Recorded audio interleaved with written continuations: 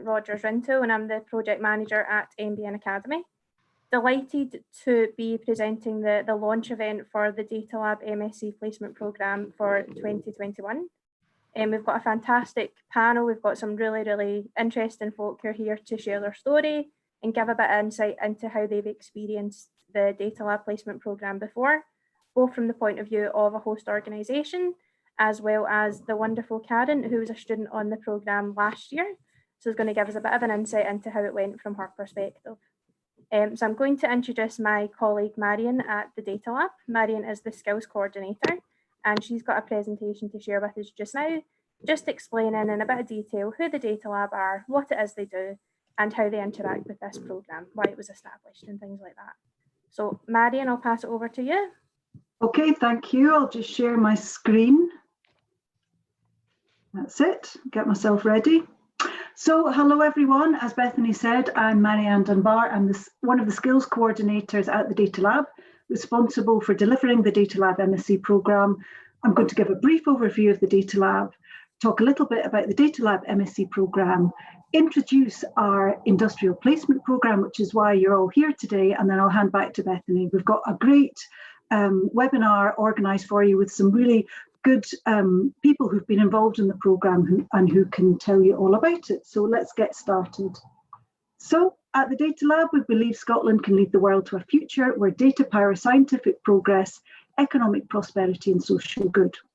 We are here to accelerate the journey by fueling innovation through collaboration, building skills and growing talent, and strengthening Scotland's thriving data science community. We deliver a range of services grouped into 3 pillars of activity. Support to innovate. We support collaborative partnerships that turn specialist expertise and academic research into real-world innovation. Skills and talent. We help Scotland's workforce to build the industry-ready skills they need to tackle tomorrow's challenges and apply the latest developments in data science and AI. This is where the Data Lab MSc Masters programme sits. We also champion and cultivate Scotland's vibrant data science community to help it flourish, make global impact and lead on the world stage. So what is the Data Lab MSc programme? That's what you're all here to hear about today. It's a collaborative programme. We support 160 students who are studying a range of data science and AI-related MSc courses across Scotland with our 12 partner universities. The programme is funded by the Scottish Government through the Scottish Funding Council and the European Social Fund, Developing Scotland's Workforce, and for the first time this year, HDR UK. So we've brought the health domain into our portfolio of courses that we support. All of our students receive a full fee scholarship and experience the Data Lab MSc programme. So just before I tell you about the programme, just want to ask the question, why do we do it? Well, we do it because we know there's a huge demand for data talent, for data engineers, cloud computing engineers, data practitioners, expert in a range of technical languages and applications. But we also know that technical skills are not enough. The data scientist of today and tomorrow needs to be able to define the problem, work in a team, technical or multidisciplinary, communicate ideas and approaches, visual solutions, solve problems in a business context. And with the current COVID-19 situation, work remotely. So data skills are not enough. So we've worked with our partners, including universities, government and organisations across Scotland to create a programme that gives the next generation data scientist the opportunity to develop and practice these non-technical skills that we see as really important. So we're augmenting the highly technical master's education that they receive at our partner universities so that they can finish their MSc programme ready for work. This slide shows the 12 universities that we're working with, right the way from the University of the Highlands and Islands, who join our programme for the first time this year, through to a broad spectrum of organisations in the Central Belt. These universities are providing the technical MSc programmes in a range of disciplines, from MSc Data Science and Data Engineering, with data science across Scotland, data engineering at Edinburgh Napier University, a range of very technical AI, machine learning and deep learning courses at Strathclyde and from Aberdeen, Stirling, some sector-specific courses, computational mathematical finance, fintech programs at Strathclyde and Stirling universities. The health domain courses that I mentioned earlier, MSc Health Data Science at Aberdeen and Digital Health at St Andrews, but also we are supporting non-STEM MSc courses, particularly the MSc Data Science for Politics and Policy Making and Urban Policy and Analysis. And this just demonstrates that data science is required across all parts of the Scottish economy and is a very important fundamental part of the way that the public sector is decision making and making decisions for our society going forward. So 720 students, that's a lot. That's a very, very healthy alumni. 720 since we began in 2015-16 when 40 students joined our programme. This year we have 160. So we are growing, and those students become part of our alumni to support the industry in Scotland, the data industry in Scotland, and the new cohort. So this year's programme is delivered online. We're all familiar with this. There's probably a cat on at least half a dozen desks at the moment. This is challenging for us at the Data Lab. It's challenging for our university partners, and it's also challenging for students. But we are delivering our whole programme online. There are elements of the programme. A fundamental includes networking and community building. We want our students to join the data science community in Scotland. We want them to become a cohort, to meet each other, to support each other, even though they come from these different institutions across Scotland. So the picture on the left shows the Data Lab MSc launch event 2019-20, which was in person.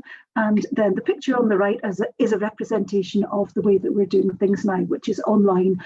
But we're still trying our hardest to get the students involved at every point. And there are some advantages to the remote delivery, especially with regards to the Data Lab MSc Industrial Placement Programme. So networking and community building, very important, and it's something that we really work hard at doing. So the programme includes a compulsory data ethics, AI and responsible innovation MOOC. Our students, when they complete the course, receive a certification so that we know that our students will hit the workplace with a really good grounding of the ethical issues which underpin the application of data science. Employability facilitation is a really important part of what we do for our students, and it is all the more crucial in the COVID-19 era when we know that the market that the students are going to meet when they leave our programme is rocky, to say the least. So we give them a really good grounding in how to present themselves when it comes to job interviews.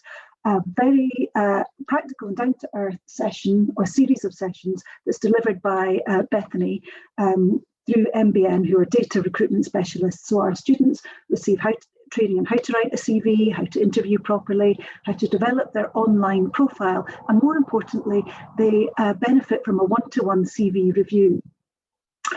Because we know how hard it is to communicate online, I mean, I'm experiencing this right now, it's hard for our students. They have to get their message over in a new way of communicating. We want to give them practice in this, so all of our students are attending a communicating, collaborating and presenting in an online world workshop, which is really, it's focused on practical skills, on online etiquette, on how to get your message over. And it's also a very good preparation for those students who may choose an industrial placement later on. We also run a number of collider events. Some of these are recruitment events with different sectors of the economy. Some of them are opening up opportunities to students. We've recently run a session on So You Want a Career in Research. So we're building our network, we're connecting our students with data experts and leaders, and hopefully giving them some tools that they can use when they're looking for their job. In enhanced skills for business is very important, and we give our students the opportunity to practice some of the technical skills that they have through innovation challenges. This is last year's, a picture of last year's event, which was run online.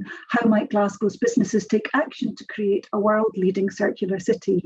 These events are really great. Students work in teams, they use their technologies, they have to come out of their comfort zone and really engage in a challenge that has been proposed by a business organisation, a real challenge in effect. And a very important plank, a fundamental plank in what we're doing with our students is giving them the opportunity to put into practice what they're learning in their universities. And we do this by giving our students the opportunity to apply for a paid industrial placement. And that's what we're going to talk about today. So from a student's point of view, they get the opportunity to apply their academic skills to an organisation's real life challenge.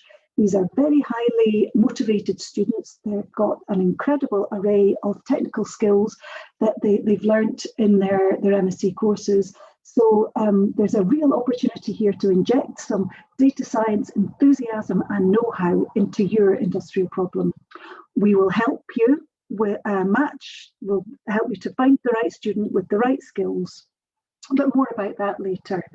So as always, I think any proposition comes alive when it's connected with real people. So I was just going to, before I hand over to Bethany, and you'll hear from Karen Jewell as well, who's one of our really inspirational MSc students. I just want to tell you about Ekaterina Vidarescu, who joined the Data Lab MSc programme last year from Aberdeen University, from Robert Gordon's University, where she studied MSc Data Science.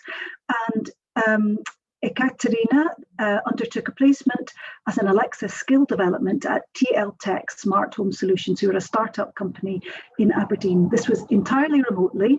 I don't think they actually met during the placement, and it was really highly successful. The project that Ekaterina worked on was to develop a voice application for assessing well-being, and this will soon be available in the Amazon Alexa Skills store. And she's continued to work for the company from Manchester. I'd also like to tell you about Debbie Maltman here on the right-hand side, who graduated from our programme with an MSc in Data Science for Business with distinction from Stirling University in 2018. And we invited Debbie to tell her story at the Scottish Parliament in January 2019.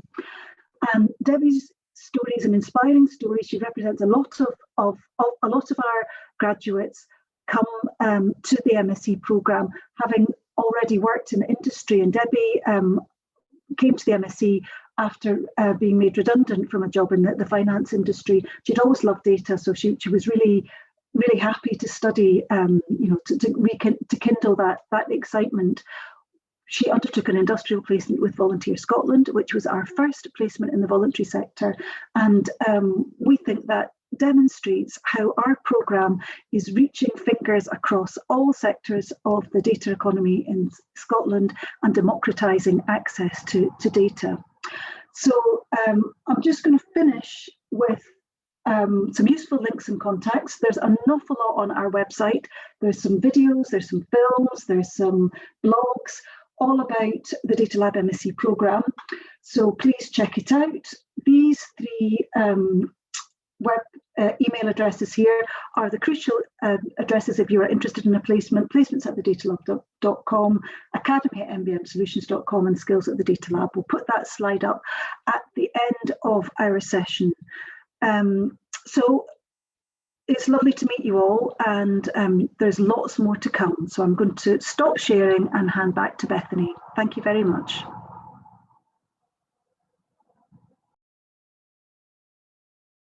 Brilliant, Marion. Thanks very much. So just before we go too much further, you'll see at the bottom there's a Q&A box and there's a chat box as well. Please, if you have any questions as we go through the following presentations, please use that Q&A box. I'm sure that Elizabeth, Karen and Andrew's presentations will give you a lot to think about and certainly answer a few questions that you might already have. But we're keen to make this as interactive and have a discussion if possible. So please feel free to pop into the Q&A box when you've got anything. So bear with me a second. I'm just going to share my screen. Brilliant.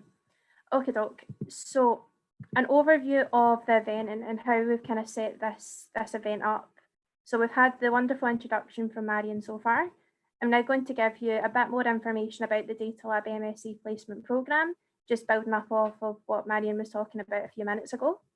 I'm then going to introduce you to Andrew Conkey, who's a data scientist at Red Star. I believe Andrew's taken part in this programme. This will be potentially his third year.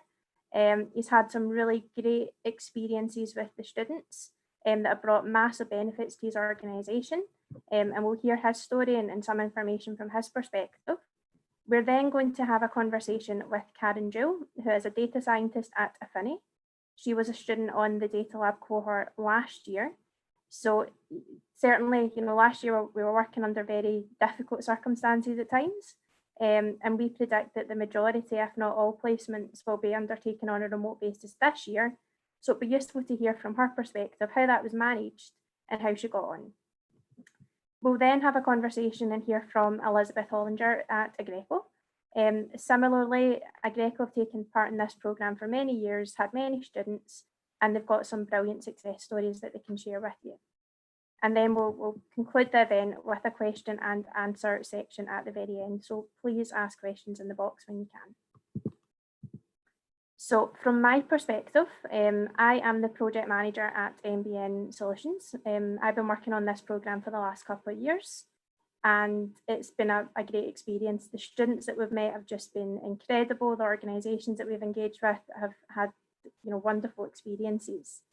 And I'm really excited this year to be the delivery partner for the Data Lab MSc placement programme again. Keen to see if we can make it as big a success as it deserves to be. So the agenda for today, from my perspective, I'm going to give you an introduction to exactly what the MSc placement programme is, how it differs from other internship schemes. There's tons out there, so why choose this one? What's our angle in this? We're a recruitment organisation. We specialise within data science, data engineering and analytics. So why are we involved in this whole process? And then from an organisation perspective, what are the benefits for yourself? What's the commitments that are required? I'm particularly keen to put a bit of emphasis on the commitment required for the coming year, given that coronavirus is still an aspect that organisations are facing on a daily basis. So if you want to support a student, how can you kind of plan ahead for that? What commitments do you need to assure first of all? What happens after the placement comes to an end? And then finally, how do we get involved? So a rough idea of what I'm going to cover during the next 10 minutes or so. So first of all, the Data Lab MSc placement programme, as Marion discussed, it's a data-focused 8 to 12 weeks paid industrial placement. Now, when I say paid, there's no expense from my perspective or from the Data Lab's perspective. The only expense that an organisation would be out for this programme is that the student needs to be paid a minimum of the national living wage. So that comes in just roughly about £9 an hour that you need to pay them. Now, typically the majority of projects, and certainly historically over the last couple of years, they've ran from June until around about August time each year. But because of the coronavirus crisis this year, some universities are starting at a later date. I believe that's Glasgow University as the main one, as well as Dundee University. So some students will be looking for a later start date for the industrial placements that will start around about September time. Now, when we're speaking to organisations, we'll always ask what works best from their perspective with regards to timelines, what type of students you're looking for, and we'll be consultative in our approach with regards to what start date works best for everyone. Now, there's 160 students that are involved this year that are sponsored by the Data Lab, and they hail from 12 different universities up and down Scotland. Now, the courses, as Marion discussed a bit earlier on, they're really diverse. They range from data engineering to artificial intelligence to data science to analytics and everything in between.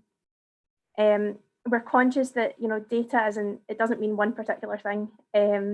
What one organisation classes as a data science project could mean something entirely different for another organisation. So this program is really inclusive.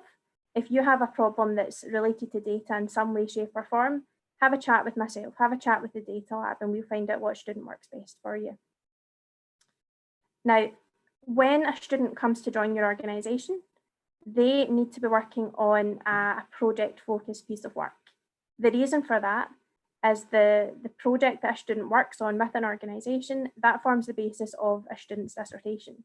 So it needs to be seen as dissertation worthy. It can't simply be a kind of BAU piece of work. It needs to be something that a student can use for a dissertation. But overall, and something that I really want to emphasise is that this programme is supported and really underpinned by the data lab and by the individual universities as well. We are very consultative in our approach. The data lab will do everything within their power to help you form a project and to help you come up with something that's not only going to be beneficial to your organisation, but also going to be amazing for a student to work on for 8 to 12 weeks. The individual universities are also dedicated to this programme. It's in their best interest to support the student as they go along this journey. So they will be very consultative as well. Now, what makes this programme so unique this year and since its creation is the breadth of student experience. There's many different disciplines that are represented, and it's not just individuals that have came straight from an undergraduate degree to their master's degree. It's individuals that have some life experience that come from a whole range of different backgrounds. You know, an organisation should be quite diverse. It should have some sort of diversity and inclusion that are included within it. And if you have students that come from a range of different backgrounds that represent, you know, a whole load of different areas, then your organisation is going to benefit as a result of that.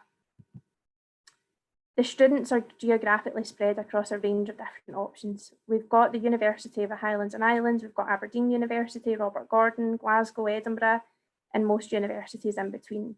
There's a massive geographical spread here. So you've got a whole range of different options of students and locations that are represented. Now, the programme is delivered in collaboration with the Data Lab and MBN Solutions. Now, the Data Lab have a really, really strong business development team. They've also got an incredible hub up in Aberdeen, and they are taking responsibility this year as well for delivering projects and trying to get as many students placed within industrial placements as possible. So you've got the expertise not only from MBN Solutions, but also from the Data Lab. This is a collaborative programme, and it's myself, my colleagues over in the Data Lab Business Development team, and of course, Marion, Heather, and Cheryl from the Skills team at the Data Lab. We're all working collaboratively to ensure that the student gets the best possible experience, and more importantly, that an organisation gets the best possible experience as well. As Marion covered a bit earlier on, we deliver employability training to all of these students. We want to make sure that they're industry ready and they're ready to hit the ground running when it comes to an industrial placement. The employability training covers 3 main areas of how to write a CV, how to interview properly, and how to best represent yourself in social media. Employability is something that's so massively important, especially nowadays in an incredibly competitive job market. So we've really fine-tuned that employability training to ensure that the students are industry ready. We also do an individual project to student match. MBN are a recruitment organisation, as you'll know. Our background is within placing people into jobs. Quite simply, we are good at what we do. The Data Lab are fantastic at what they do as well. And we do an individual student to an individual project. We don't want, we know that everyone's very busy. We know that you've got other priorities, and we want to streamline the process in as much detail as we possibly can, which is why we do a one-to-one fit. This programme also has a proven track record of being highly successful. There are success stories all over the Data Lab's website, all over MBN's website, that just talk about the programme. There's individuals that are on the call today, Andrew and Elizabeth, who can give you more detail of their own experience with this. And it's a highly sought after programme. This slide is just to give you a bit of an idea of the type of companies that have interacted with the programme before. It's some of the previous host organisations. As you can hopefully see, we're not just representing one discipline or one area. We've got small startups here. We've got large financial sector organisations. We've got individuals that come from utilities, food and drink, etc. It's not just the one area. If you have a data-centered problem, if you feel that you could use a student and you can support them for 8 to 12 weeks on an industrial placement, then you could probably take part in this. It's a whole range of different options that are represented here. So from MBN's perspective, our services are free to host organisations, so we don't charge for this. As I said earlier on, the only expense is that an industrial placement opportunity, it needs to be paid. An organisation needs to pay for it. They need to pay the student wage. We don't need to have an existing relationship with your HR team. We have no commercial ties to that organisation. From our angle and from our perspective, we're influencing employability within the Scottish data community. Everyone knows that there's a massive shortage of skilled data professionals within Scotland, and we're helping these individuals that are just starting off their career within data science, within data engineering. We're helping them get their foot on the ladder, ultimately helping individuals to enter the arena that we're operating within. It helps us build up relationships and it helps us network within the areas that we operate within. For individuals that we're already working with, we treat this very much as a value add to our existing clients. It's something that we can offer over and above our existing experienced hire recruitment, and it also helps us significantly when it comes to brand amplification as well. So what's in it for organisations? Why do they take part in this typically? So first of all, as I was saying earlier on, there's a massive data skill shortage in Scotland. You get grassroots exposure to emerging data talent. You know, you can build up your own talent internally here. You also get an opportunity to evaluate the students within a working environment. You know, this is an 8 to 12 week industrial placement, but it could potentially lead to bigger things down the line. And this is a fantastic opportunity for you to evaluate them within a working environment.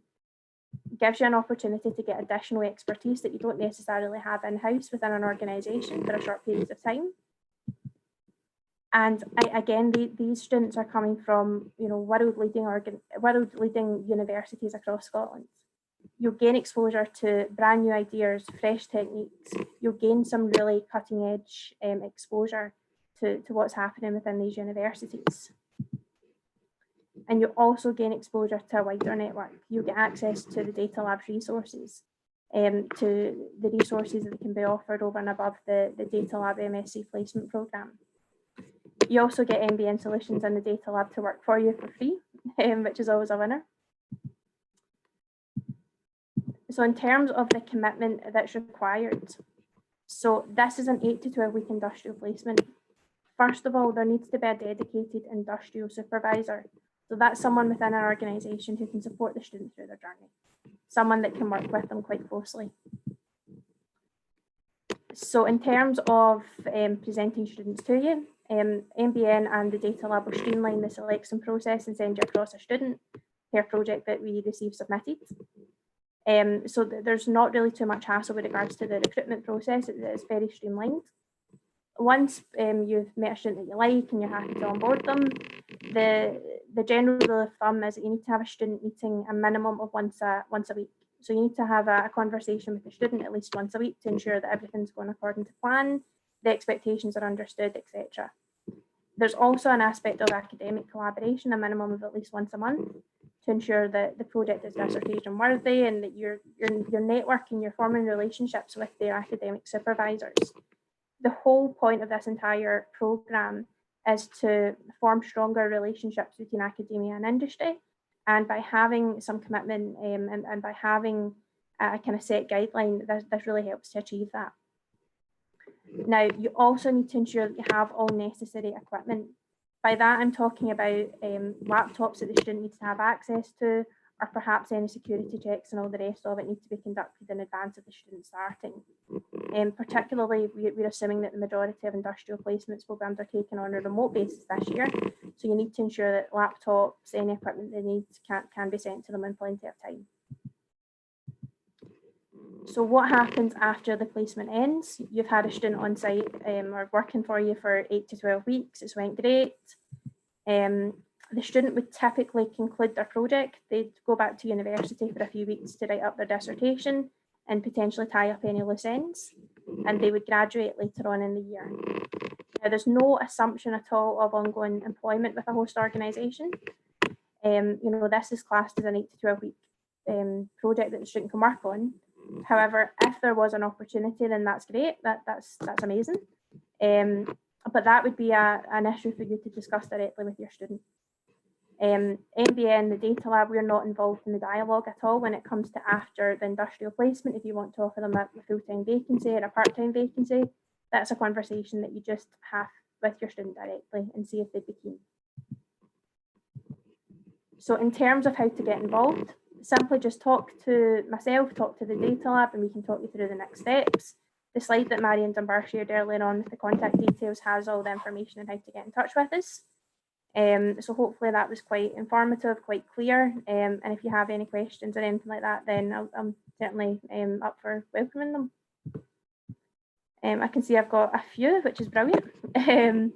So I'm now going to pass you on to our first speaker, who's going to give you a really good, brilliant overview of his experience as a host organisation over the last couple of years. Andrew, I think you've had 4 students over the last couple of years, correct me if I'm wrong there. So certainly keen to, is it 4, yeah? So we've done 2 years, 3 students, so we've 1 in the first year and 2 this year. Brilliant. I'll pass it over to you then, Andrew, to take it away and guide us through your experience then. Thanks very much. Thank you. So I will just share my presentation here.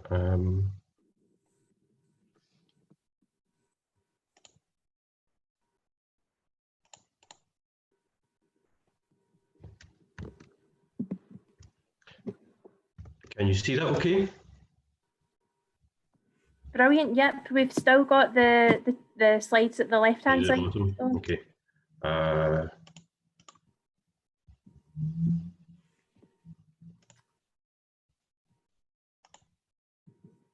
How's that?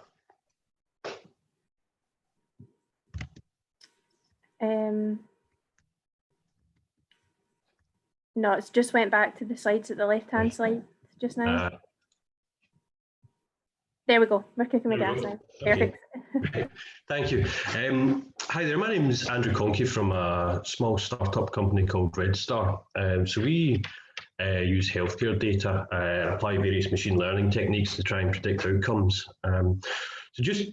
This is a kind of brief overview of a couple of projects we're doing. On the right-hand side, this is a plot of diabetes patients. So we take all their clinical data going back years and then use that to risk stratify them for different outcomes, such as death or hospital admission. So this shows you all diabetes patients in Glasgow, and we've predicted the ones at the highest risk of mortality, and doctors can then use that to intervene and try and reduce the risk.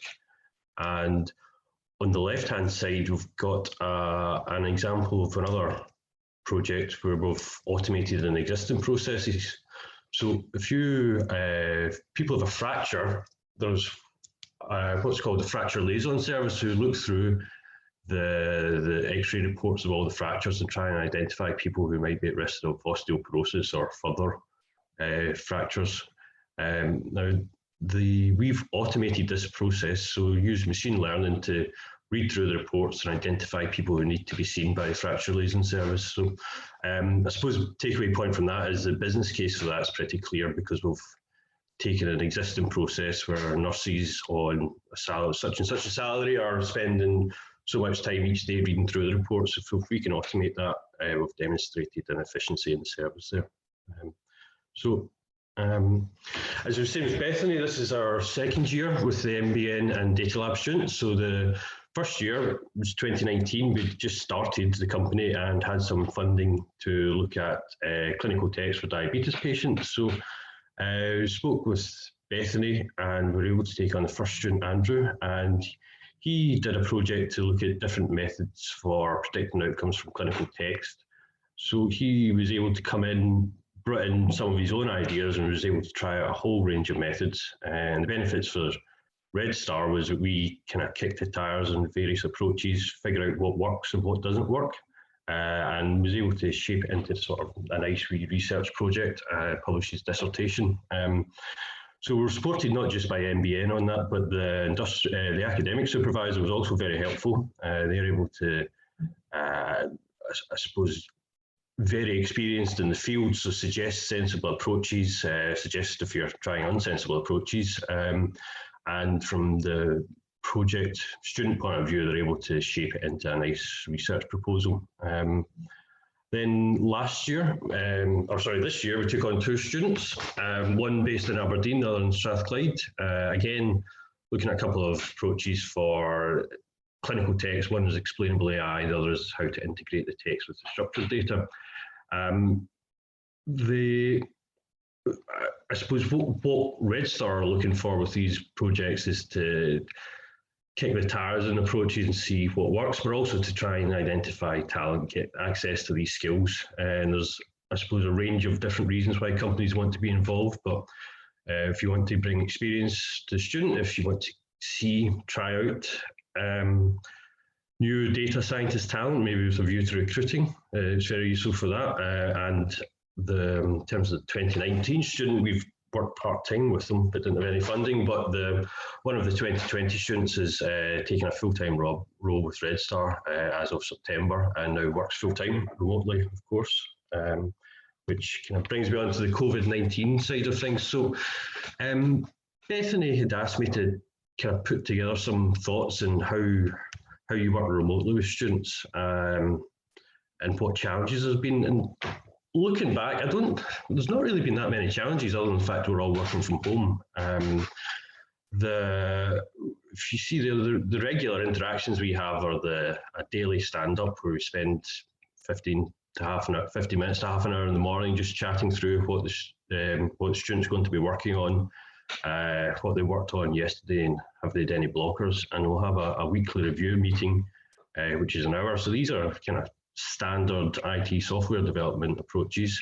What we've found is we need to have a lot more ad hoc video conferences. So generally, if I will often exchange messages in Slack during the day, but if there's any particular need for a chat, we'll just jump on Google Meet, which is what we use for video conferencing. So Google Meet, Slack, and Miro, we spend these are open most of the day. I think we pay for the Google side of things, but the other tools we're just using the free software. And you can see one of the students actually returned to Bulgaria when lockdown started, so he's been working from there. He's actually been taken on full time, so that's never been a challenge. The other one was Glasgow based and worked remotely. I suppose the only area where I think you really need to make an effort is around the social side of things, and that you're no longer meeting in an office, you're not having tea breaks. So that's something where you need to put in a bit of effort, try and bring some fun activities, actually make an effort to discuss more personal information, personal details, have a bit of social chat. So that's been useful. And this is just an example of what, if you're thinking of taking on a student, what would be a good student project? So these are industrial placements. So the idea is you kind of get your data science talent and you marry it up with a business case probably. So that is a case really of identifying what your business cases are, what your data sets are, and maybe exploring a number of different options for how you could build a data science project to support that. There's often a lot of low-hanging fruit around, so automating existing processes is one option. And there's a note here in, I suppose, what businesses need to think about if they're starting a data science project is where are you just now in your data maturity journey? Are you still using Excel for most of your things? Have you got a decent MI reporting, or are you actually into predictive analytics already? And you can, as Bethany touched on, you can find students to really work on a range of projects. If you're still using spreadsheets and Excel, you can maybe think about putting in a reporting tool. But if you're more mature, you can try out the more advanced techniques around machine learning and artificial intelligence. So that's all from me. I'm happy to have questions at the end if anyone has needs any details on that. So thanks, Bethany. Brilliant, Andrew. Thanks very much. That was really insightful. I've got one question here from Andrew McClellan. So did Red Star have to evolve as a business to become comfortable working from home? Or was that already kind of an established way of working for you, Andrew? It was an established way of working to some extent, in that I work from home probably a day or two a week. Because it's software development, a lot of stuff is online already. So it was just a case of putting in the Slack and Miro are the tools that have really been utilised an awful lot during the lockdown period. But I mean, I think the change to remote working was fairly straightforward. Yeah. Definitely. And I think it's one of those things, it was so sudden as well, something that just had to be done. And a lot of organisations, as a result of that, have seen that it works. It's really beneficial for them, perhaps, especially for small startups like yourself that don't necessarily have the office space to accommodate a student on a full-time basis. Yeah. There's a few other questions, but I'm going to pop them on to the end because I'm conscious of time just now. But that was brilliant, Andrew. So thank you very much. No problem. I'm now going to pass us on to our next speaker, Karen. Andrew, would you mind to stop sharing your screen just now, please? There you go. Thank you. So I'm going to pass us on to Karen. Karen was a student on the Data Lab MSc placement programme last year and had a really interesting project. Before the whole COVID pandemic hit, Karen had already secured a remote industrial placement up in the Highlands. So it didn't really make any difference from our perspective. So Karen, I'll let you take us away then. Yeah, it's just funny because I had this talk all planned out, and but then other things have been coming up. What Bethany's been saying, what Andrew's been saying, and I just can't cover it all. So we'll try as much as we can. Right. So hello. So I was a student of the Data Lab MSc program, and I'm hoping today I'll share with you maybe a slightly different perspective, a sort of small snippet of what a student on placement might be facing in the 8 to 12 weeks that they are working on the project with you. So this is very much based on my own experience of my industrial placement from the summer past, and I worked with the University of the Highlands and Islands while I was living in Aberdeen. So I've lost my mouse, sorry, bear with me. Right, so the project I did with UHI was to help them look into the vast data that they were getting from conducting several student surveys at different points in the year. And the project was split into 3 stages. The first stage of collating, using data warehousing techniques to combine lots of different data from lots of different sources. And stage 1 prepared the data for stage 2, where the data needed to be visualized and consumed by different stakeholders with different interests in the information and varying levels of skills in knowing how to get it. And the third stage was looking at being able to do something with the rich qualitative data, which was coming in these surveys in the form of free text comments the students were providing. So in all 3 stages, it wasn't that the capability didn't exist, it did, but it was taking an awful lot of time and effort to get it anywhere useful. So really this project kind of centered around automation of extracting value from student survey data. Now, the truth is, however, the project didn't always look like this, and it definitely did not at the start. So when I first read the project brief, it only had the collation and visualization requirements, so stage 1 and 2. Now, I thought it was an incredibly worthwhile project for UHI. I could see how much time they could save from it. It carried this massive potential for a tangible benefit. Yet after a lot of thinking, I actually turned the project down because I felt it was a data analytics project, a valuable data analytics project, but it wasn't something I could submit to my university for marking as a data science project. So I said this to Bethany over the phone, and she listened and she agreed. And then she said, well, what could you do to make it more data science? So I said, oh, well, it needs some sort of predictive element to it. Maybe if you could do something like predicting student satisfaction from class attendance, maybe see there's a relationship there. So I was making it up on the spot and went on for about 2 or 3 more examples. And then she said, oh, that's interesting. Could you do us a favor and send me an email of what you just said, and I'll forward it to UHI and see what they think. So I started the call trying to convince Bethany that this might be a better project for a different course, but she ended up convincing me to upgrade the project instead. So I did send that email and Bethany sent it on. in UHI said, let's chat. So we did, and they were interested, but also raised some very legitimate concerns about whether they could provide some of the other data sets, for example, because this was student personal information after all, and rightfully protected.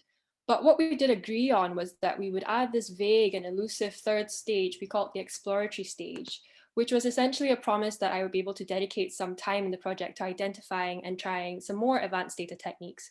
We didn't know what it would be exactly, but we knew that the ideas worth investigating would surface while I was speaking to various stakeholders doing the work for stage 1 and stage 2. And it was on this basis that we agreed to go forward with the project. It wasn't until about 3 to 4 weeks in, or a third of the project, before I even knew what I would be doing for that exploratory stage. And it was my academic supervisor who really helped me figure that out from looking at what data was available to us. So really, there are two messages here. The first is that you get more than just a student on these placements. There are so many partners involved in this placement. There's Data Lab, MBN, the university, the host company, and the student. All 5 parties are collaborating, and certainly in my experience, every time I hit a issue or concern, there was someone with a different perspective ready to help. When I needed to change the project scope, my project dates, all of that, they were there. It is very much a collaborative effort between the parties. The second message is that, as with any undertaking, really, the more you learn about the problem you're trying to solve, the better you can make the solution. So what you think is the solution at the start might not be what's produced at the end. And if you can allow your students some flexibility in evolving the project, you'll get better outcomes than if you try to force it to a certain fixed idea. If you're open to suggestions like UHI were for me, you might end up with a whole bonus outcome you were never expecting. One of the biggest realizations for me doing this project was feeling like I had 2 different bosses. I had my academic supervisor and also my industrial supervisor, who were both fantastic and so lovely, but they had 2 different goals, and I needed to meet the interests of both. They did overlap in some places, but it was not completely inclusive. With the industrial side, I wanted to make sure whatever we produce was suitable. It should be something that can be put into production. It should be scalable for future use, and it should be easy to maintain by whoever was owning the solution after I built it. But on the academic side, we focus a lot on efforts on theorizing the best possible solution before we test it. At one point, I remember my academic supervisor said to me, the industrial partner may have already decided what tool you're going to go with, but in your dissertation, you still need to make the case for and against it. Industrial is concerned with having something working. You may have heard the phrase ship early, ship often, but academic is more concerned that you're justifying having anything, whether it worked or not, and if it didn't work, why didn't it work? And this was a message drilled into us at Robert Gordon University. We were told on more than one occasion that you could build the best program ever for your project, but if you cannot write a decent report justifying the decisions in your project, you won't get the marks for it. Sadly, we don't get marks for creativity and innovation. We get marks for research and critical evaluation. Now, it's down to the student to balance this, but I think it's good to be aware. Your student might have to struggle a balance. For me, I ended up doing very different deliverables for both the academic and industrial supervisors. And what I'm trying to show here is what I believe is representative of the weight of work I gave to either supervisor. Even though my project, oops, I went back a slide. Even though my project had 3 stages, my industrial supervisor was more interested in the collation and visualization pieces because that's where the value was for them. But I hardly mentioned the visualizations in my dissertation. Instead, I had very detailed write-ups about the natural language processing elements, which I did give to UHI, but it's going to be a while before that can be productionized. Now, another part of the academic element, which we don't really talk about, is just how much writing there is. My project covered data warehousing, data visualization, and natural language processing techniques. Yet the hardest thing for me to do was to keep on top of all the report writing. I had to frame the problem and justify the solution. Now, RGU primed the students for this by saying students are the technical experts and industrial supervisors are the domain experts. Because part of our assessment is how we present our problem and justify solving it. The more of that consultancy process we can do, the more we can justify in our reporting. This is the argument for not needing a super well thought out proposal before you even speak to the data lab or MBN. Try not to do all of that for your student, because if you do, then what is the student going to write about? Now, this is an aside, but while looking for visuals for this presentation, I saw the stock icon of a stick figure balancing, and I thought this was pretty much perfect for describing the tricky balance I felt on my project, but also such a niche reference. So on one hand, you have industrial factors to consider. On the other hand, you have the academic factors, which is difficult enough and keeping your hands full, but balancing on one leg is the global pandemic threatening to topple everything over. So I've had now 3 jobs I've worked from home for in this COVID era. I had my part-time job as we went into lockdown, my industrial placement, and now my current job as a data scientist. I've had friends and even colleagues remark how it must be so strange to start a new job remotely. However, I don't think it's that weird. If anything, having done this placement remotely from start to completion has shown me that it is possible to create good working relationships even over the internet. Obviously, in-person interactions are best, but video calls are a nice second. Video allows for people to share visual cues and body language, which is completely absent in audio-only calls. I was lucky both my industrial and academic supervisors made an effort to keep their videos on during our weekly calls, which I believe really helped with the working relationship I had. I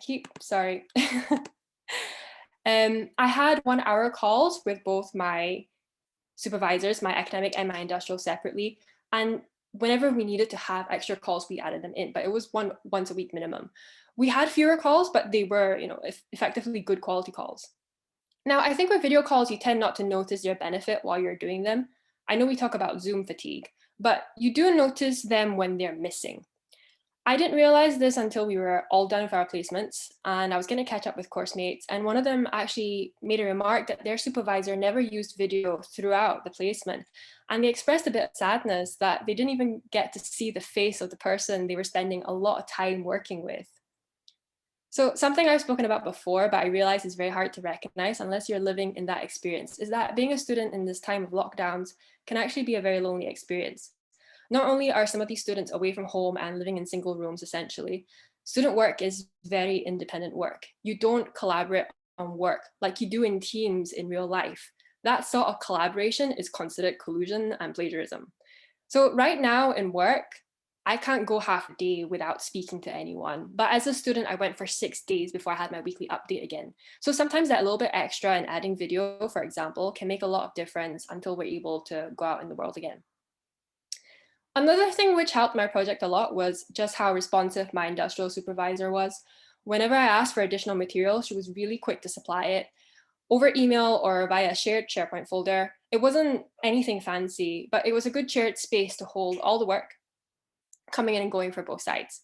Now, that quickness of access is incredibly critical for a fixed term project like this. Sadly, we students can't move our submission dates. We can request it, but we don't always get it.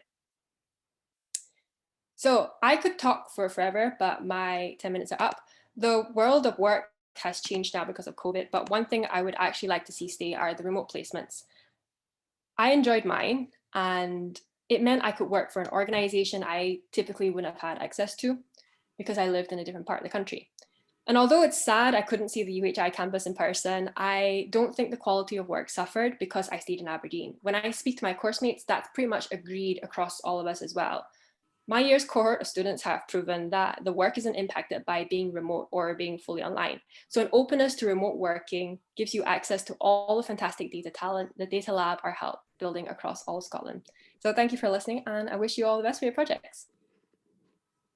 That was great, Karen. Thanks very much. And I think you made a very, very relevant point there about the UHI approach student. They didn't really have a firm, concrete idea of what they wanted to do. And you really helped them shape that and develop it into something that's turned out to be great. So well done.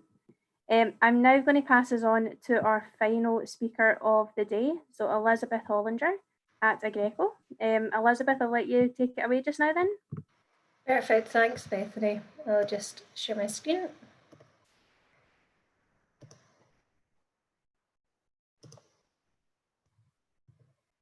All right, is that up okay? Yep. So first of all, thanks Bethany and Marion for the invitation to come and talk about our experience in collaboration with the Data Lab and MBN.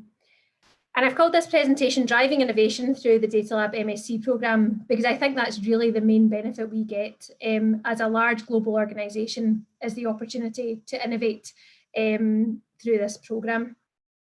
So as Bethany said, I'm Elizabeth Hollinger and I'm the Director of Insight at Agreco. And I manage a team of data scientists, data engineers, BI developers and software engineers too.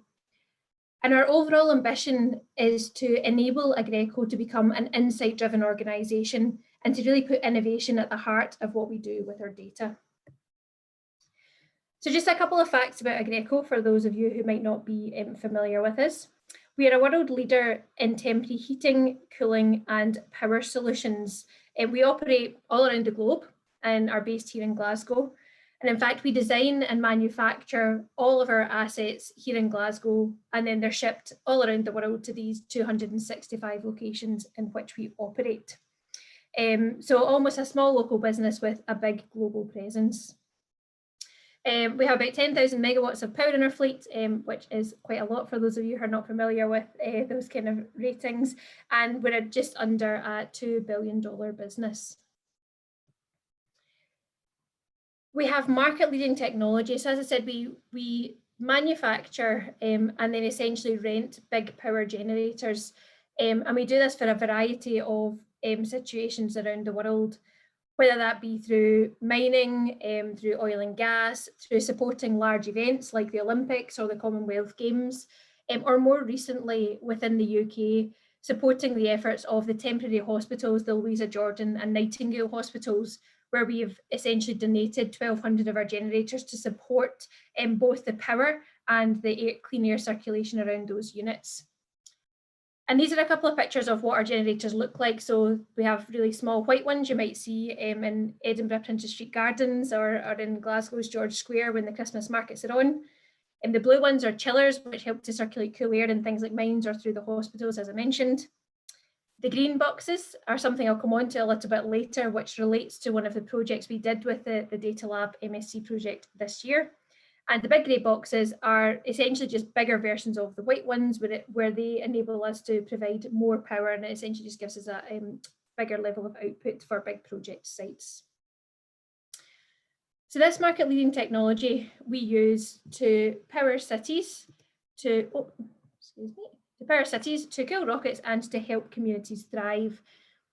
And this is another example of where Agreco has this global impact, where the image you see here is actually of a remote village in Peru who don't have access to any kind of power. They're not on a grid system, the cables would be too long to run. So the way that they get access to power is by utilising some of Agreco's equipment like I just mentioned there. And I'll come back onto this a little bit later. So I wanted to touch on now our overall data strategy and what it is that we're aiming to do. So as I said, Agreco, our ambition is to become an insight-driven, an insight-driven organisation. And we want to do that by providing trusted insight to our business. Innovation is at the heart of what we do, and we do harness the pace at which new technology becomes available to provide interactive and visual insights. And really importantly, we always aim to provide the right information for the right person at the right time through the right medium. So in Marian's introduction earlier on, she spoke about really having an impact through the students' projects that they're working on and helping and enabling decision making. And that's exactly what it is we're looking to do across Agreco, to enhance and augment human decision making by putting into the hands of decision makers the insights we can drive from our data and using innovation to be able to drive things forward a bit quicker. And I've popped up here our overall Agreco values and behaviours, and I've highlighted one that's on the bottom left-hand side here, which is be innovative. So that really is at the core of everything we do, from how we design and manufacture our assets, how we ship them around the world, how we support our customers, and of course, what we do with our data. And we've been able to drive this innovation through the various partnerships that we've had across the last few years. And you'll see here in the top right-hand side is the MSc programme. So I've been in Agreco now for just over 2 years. And in the last couple of years, we've taken on 2 industrial placement students from the Data Lab to complete their MSc placement with us, And this year we had students from both the University of Glasgow and the University of Strathclyde. Both, I'll come on to in a second, an example of one of the projects that the students worked on this year. But both of those students enabled us to test out some new ideas that we had within Agreco without disrupting our business as usual activity, the commitments we had already made to our global business about how we would support in delivering insight to them. When we had some of these ideas at the side, these placements really allowed us to be able to test those things out, bringing in some new and fresh thinking and really drawing on the expertise that the students have learned through their programmes. Bethany mentioned earlier that there's a matching process that happens when we come up with an idea for a project. There's a matching process that happens to say, well, we're looking for someone with these types of skills and this type of experience, and which kind of student would suit us in studying which kind of programme. And the two students that we had this year, one from the University of Glasgow studying an MSc in data science, and we had another from the University of Strathclyde who was studying an MSc in machine learning and deep learning in particular. And it was really important to us actually that there was a distinction between the two students that we were looking for, because we wanted them to have some very specific skills for the projects that we were working on. And I think what the Data Lab and what MBN do very well is recognise the types of skill set that would best be able to meet the demand of your project and what you're looking to do to make sure you get the best possible outcome. And we had fantastic success this year as well as last year through the programme. And a couple of things that have gone on, we've gone on to do following the Data Lab MSc project. First of all, one of our students from last year, Callum, who worked with us over the summer on an industrial placement. We then received funding for a KTP through Innovate UK, and Callum is now with us working for the next 3 years to be able to extend out the idea that we first tested as a POC out into a 3-year KTP, where really we're going to be able to embed some of the learnings that Callum had through that point in time into our operational business and extend those out again, driving through that innovation. And then a number of years ago, we also had supported an MSc student before I was in Agreco, who went on then to receive funding from the Data Lab for an industrial doctorate, and they're just at this point in time completing their EngD. So again, that's been brilliant for us to be able to facilitate the collaboration between the public sector, academia and industry, to be able to drive forward the innovation that we have ambition for within Agreco, and to really be able to add that value across our organisation by drawing down on the various different skills. That PhD or the REng was also part funded by the Data Lab and is due to complete over the next couple of months, and we've had great success with that too. And so I wanted to highlight these things before I go into some of the detail about one of the case studies we worked on this year, or one of the projects that our students undertook, to say that we do have these ideas, we test them out, and actually over the last couple of years have had real value within Agreco in them, and then have extended and taken these ideas on further with that collaboration across the public sector, academia and private sector to be able to add value to Agreco. If I talk a little bit now about the MSc programme and what we specifically focused on this year in 2020. As I showed a picture of some of the generators that we have and that we design and manufacture, the way that we're doing that is changing in line with our new energy transition strategy, where we're looking essentially to become more green and work towards being net carbon zero. And we recently launched our new strategy in this. So there's a number of factors which drive that: decarbonisation, so using less fossil fuels; decentralisation, so not relying so much on the big grid networks, and trying to support more remote communities like the one in Peru that I showed a picture of; and digitalisation, which essentially enables this for us by enabling us to connect our assets from around the world to understand how they're operating and to make them essentially more efficient. And one of the things that Agreco did a couple of years ago was purchase a battery storage company, which gives us the ability to be able to reduce the reliance that we have on fossil fuels, and also to be able to store energy from things like solar or wind or water, to be able to have more greener sources of energy. That then poses us an excellent data problem to say, well, how do we do that? And how do we make sure that we are optimizing the type of energy that we're using and we're moving towards this more green solution? And so we started to work on this concept of the hybrid power dispatcher. So this is essentially an enabling technology for our move towards a greener, more sustainable future. And again, there's that picture of the remote village in Peru, which you can see on the right-hand side. And what the hybrid power dispatcher really looks to do is to say, okay, so I have a number of generators that are sitting to say power this village. Some of them are diesel, some of them use solar power, some of them use battery. So how do I make sure that I just optimize to maximize the renewable share of energy, i.e., first of all, I'll use all the solar power that I have that I've stored during the day. Secondly, I'll then use all of the battery storage power that has all been stored up, and I'll utilize that for my energy. And then lastly, if all of that runs out and I still need more, I will then move on to either gas or diesel or something else. So essentially helping us to be able to understand how we optimize for that best solution. And to do that, we need some pretty sophisticated maths. So what the HPD does is say that it works to coordinate a supply on any project site where we've got a number of those different types of assets connected. And the project and challenge that we set to one of our MSc students this year was to say we want to be able to forecast on very short time intervals, i.e. for the next 10 minutes. And the reason that's really important is that sometimes it takes a while for some of these generators to be able to essentially switch on and warm up to be able to dispatch the power. So we always want to learn what's going to happen 10 minutes ahead of time. Do we need to make any changes? Should we start to switch something on or start to shut something down to be able to meet the demand of what we're expecting to see? And we do that already in the hybrid power dispatcher that we have that's in existence. But what we wanted to do is to say, well, let's learn from the real world scenarios on these particular sites. Can we learn a little bit more by using machine learning rather than based on some historical information in real time, start to dispatch the most efficient use of our power? So essentially what one of our students did this year is use machine learning and statistical models. They had to make sure they were optimized to run on this really small computer, which sits on the project site, to see if it's possible to make these types of forecasts every 10 minutes into the future to help us to further optimize that renewable share of energy. And we do that with some confidence intervals on request. So you can kind of see a wee diagram on the right-hand side how that works. So we see what the demand looks like.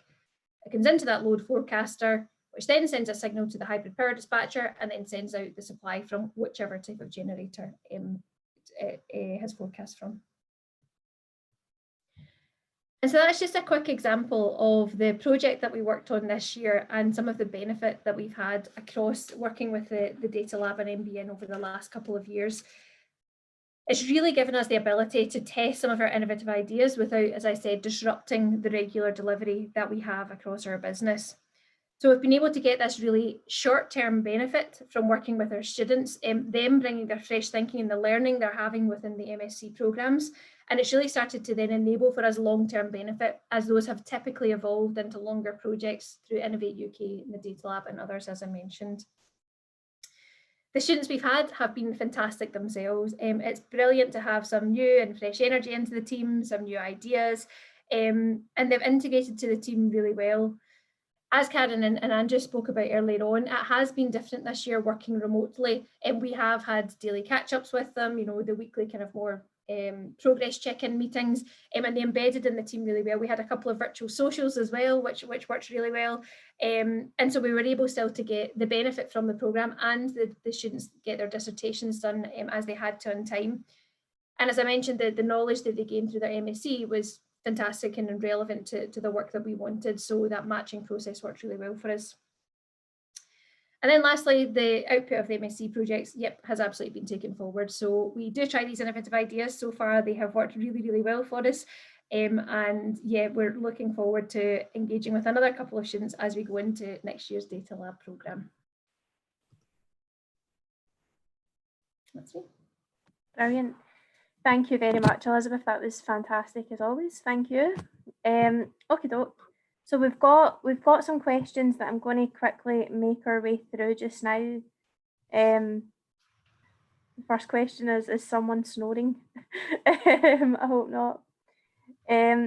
So do you have any recommendations for non-technical leaders to manage students? What's your thoughts on that, Elizabeth? Someone potentially coming from a non-tech background. Yep. How would they manage a student? Yeah, so I think, and actually Karen touched on this a little bit within her talk earlier on about managing the expectations of what the industrial supervisor is looking for versus what the academic supervisor will look for. And what I'd probably say is, within that, you don't necessarily have to be a technical leader to be able to engage with the data lab and the student. That technical input should be coming from the student themselves, because it's a research problem you want them to go and solve, and also from the university, where you're able then to draw down on their knowledge. Quite often the hardest thing is actually identifying the right kind of question that you want the student to be able to answer. And as again Karen talked about, you know, she iterated that a little bit to make sure it gave her what she needed for her dissertation, but was also still helpful for the organisation. So I would say don't worry about it too much. As long as you know what type of question you want to answer and the business problem you're trying to solve, you'll get that technical input both from the student themselves, but also leaning back on their academic supervisor who will be able to support and guide that as you go through. 100%, could not have put it better myself. I think, you know, you're not being given a student and then, you know, that's it, over and done with.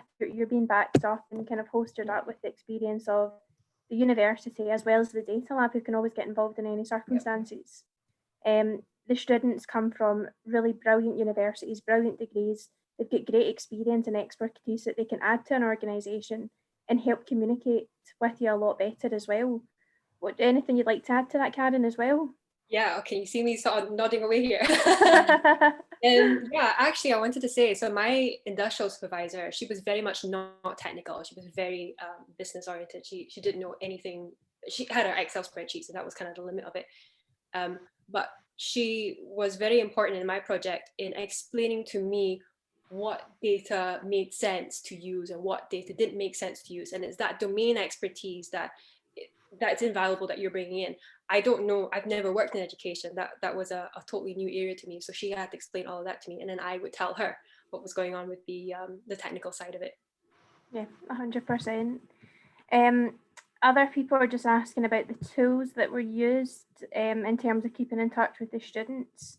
So do you have to use Slack and Miro, or would existing software for an organisation work? And Andrew, you've kindly answered that, which is great. Again, it's just whatever works best for everyone. If you're already pre-existing on Slack or Zoom or Teams or whatever it may be, if that works for you at the moment, then just implement it with the student as well. The most important thing here is that you are having open lines of dialogue and conversation for all parties involved to ensure that not only the expectations are crystal clear, but also that everyone's on the same page. So definitely anything that works for you. Okay, no, that sounds brilliant then. Do we have any more questions then? We've still got a good number of people still watching, so please, if you do have any questions now, then this is your chance to ask them. I think from my perspective, I know certainly, you know, Andrew comes from a small startup. Elizabeth is obviously a massive utilities company.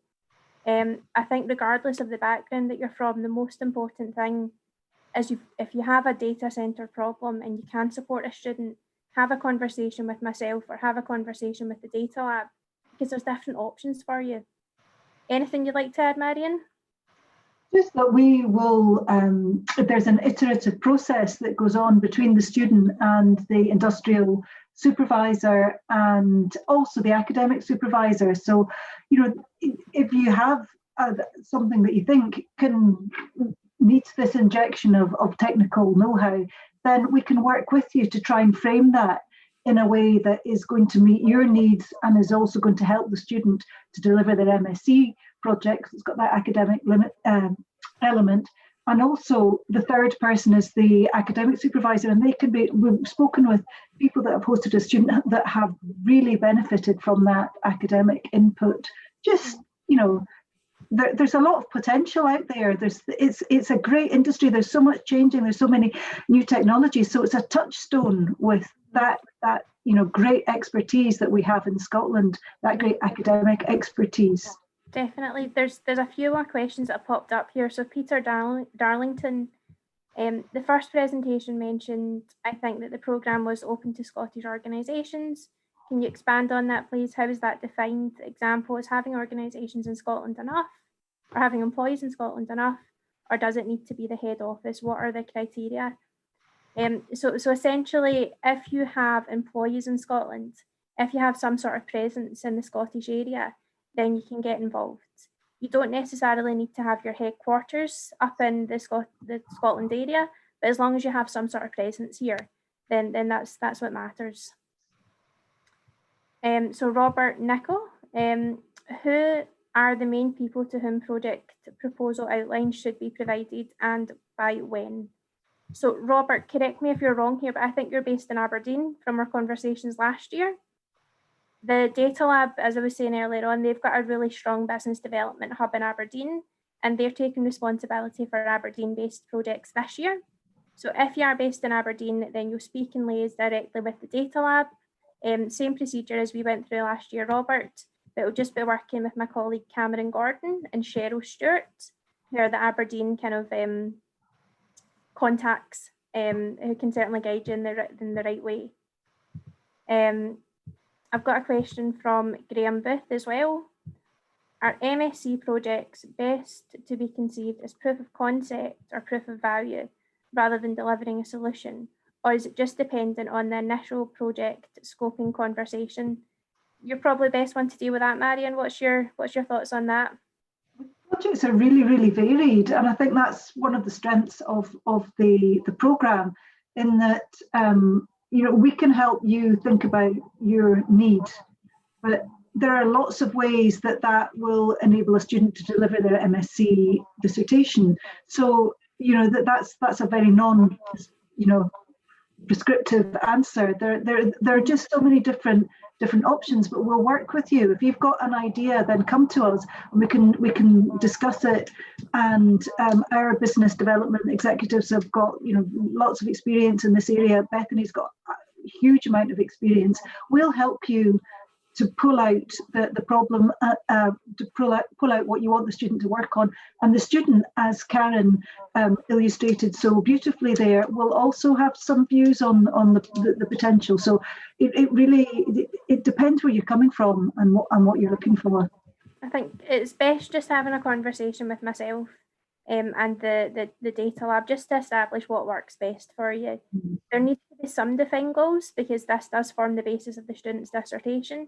So there needs to be certain deliverables that are there, but we can help you pull them out or certainly point you in the right direction for that one as well, Graham. So don't worry. Can I maybe add a wee bit to that, Bethany, as well? I don't know, I may have been a little bit prompted by some of the things that I said. Of our 2 projects this year, actually one of them would have been more proof of concept, i.e. can we do this type of thing? And we intentionally wanted to test it out through that kind of innovation route. But actually the other project we did was, how do we just improve the efficiency of some of the models that we have running just now in production? So sometimes we do proofs of concept because there's not often enough time within the 8 to 12 weeks to be able to come up with a solution, understand the problem, come up with a solution and productionize it, because that's just too much to do within a short period, which is where we do that kind of proof of concept.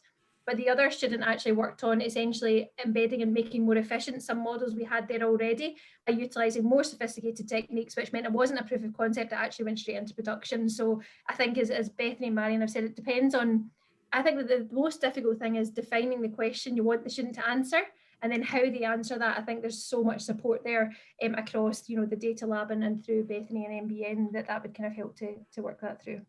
Definitely, 100%. That's a really good example as well, Elizabeth. It helps people kind of bring it to life. Okay, doke. I think there's no more questions outstanding so far, so we've got a few minutes left. If anyone does have anything that they'd like to pop in last minute, certainly feel free to do so.